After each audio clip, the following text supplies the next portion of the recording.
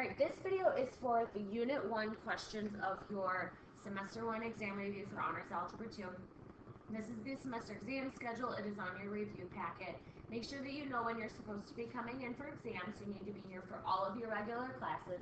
You do not need to be here for any study halls, your lunch, or in the afternoon. Alright, so let's start with Unit 1. Unit 1 is factoring. We've been using factoring all semester, especially in this last unit, so this hopefully will be a review for you. Number 1 here, x cubed plus 3x squared minus 5x minus 15.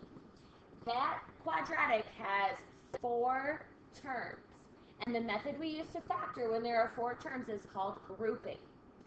So when you group, remember you group the first 2 together and the last 2 together, and from each group you look for a GCF.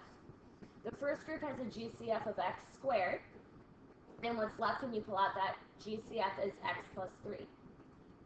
The second group, remember you look at the third term. If that third term is negative, your GCF will be negative. And here your GCF is going to be negative 5. And when I factor out a negative 5, I'm left with x plus 3. Which is a really nice thing because now these 2 sets of parentheses match. And your final factored form, you pull the GCFs down, x squared minus 5, and then the other factor, x plus 3. And that is your final answer. Next we have x squared plus 25. This is 2 terms, so you need to either look at the options of GCF, difference of squares, or sum or difference of cubes. This one looks like a difference of squares problem, except for the plus sign. That would be the sum of squares, which doesn't exist as a factored method, so this question is prime. Alright, the third one, x squared plus 15x minus 2. 3 terms. You always look for a GCF first. 8, 15, and 2 does not appear to have a GCF, so we're going to go ahead and do split the middle. When you split the middle, you multiply the first term by the last term. 8 times negative 2 is negative 16. So you need to find 2 numbers that multiply to negative 16 and add to 15. So make your list of factors, 1 and 16, 2 and 8, 4 and 4. The 2 that I could get to get me to 15 would probably be here negative 1 and 16. When I multiply those, I get negative 16. When I add them, I get 15. So to do split the middle, if you forgot, the 8x squared comes down. The minus 2 comes down on the end. And you're going to split the middle with those 2 values we just chose. Minus 1x plus 16x. And from there, you're going to do grouping, just like question 1. The first 2 terms group and the last 2 terms group. The GCF for the first group is x, and you're left with 8x minus 1. And the GCF for that second group, the third term is positive, so it's going to be a positive 2.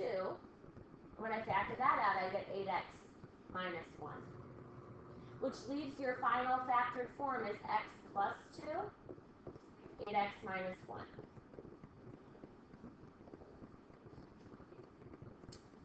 Alright, next few here. 27x cubed minus 125.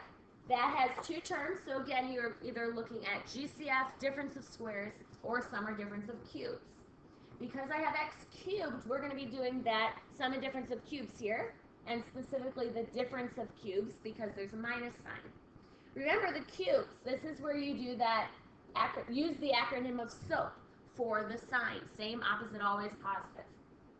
Now, to fill in our factored form, remember there's a small set of parentheses and a long set of parentheses. The long set of parentheses will have 3 blanks.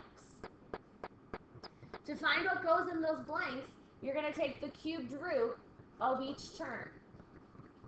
Right? The cubed root of 27x cubed is 3x. And then the cubed root of 125 is 5. So you're going to be using the 3x and the 5 to fill in this factored form.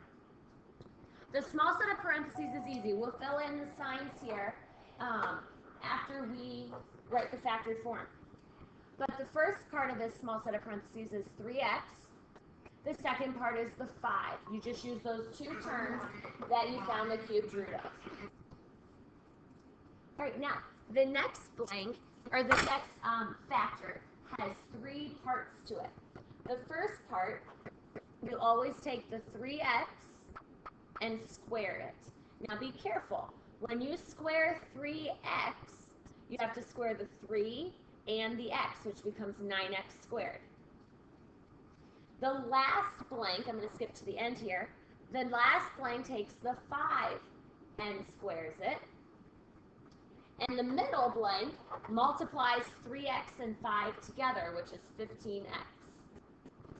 Now for your signs, you use that SOAP acronym. Same, opposite, always positive. The same sign means that you start up here. You started with a negative, so you're going to start with a negative down here. Same, opposite, always positive. That is your fully factored form. You cannot factor any more than that problem. Already is. Number 5, we have 25x squared minus 49. This is the difference of squares. So the difference of squares factors into 2 factors that look very similar. You take the square root of the first term, 25x squared. The square root of that is 5x. That goes first in both sets with parentheses. And then you take the square root of 49, which is 7, which goes in the other part. One factor gets plus, one factor gets minus. That is the fully factored form. Finally, number 6, 4x squared minus 4x minus 48. We look here for GCF first. It appears that they all have a 4. So I'm going to factor a 4 out of every term, which leaves me with x squared minus x minus 12. There we go. It's a little too early for arithmetic. Okay, so now that I factored, I want you to only look at the x squared minus x minus 12. That is now what we're factoring. The 4 is going to come down. It's going to hang out. But you can now factor this trinomial. You need to find 2 numbers that multiply to negative 12 and add to negative 1. That's going to be negative 4 and positive 3. Now, I don't have to do split the middle here because the leading term on the quadratic I'm factoring is 1. So I can skip right to factored form here of x minus 4, x plus 3.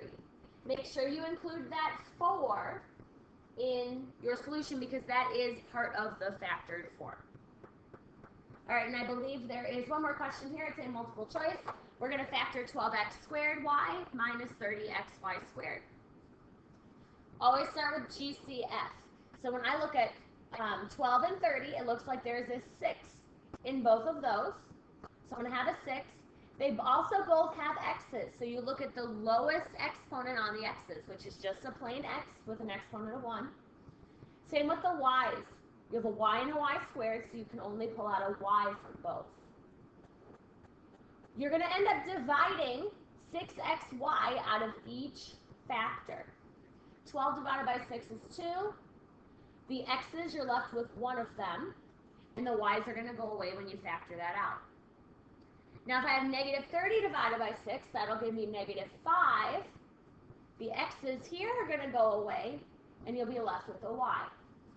So it looks like that matches letter A as the fully factored form. That's your video for the Unit 1 part of the review. Go back to Canvas if you need any other units.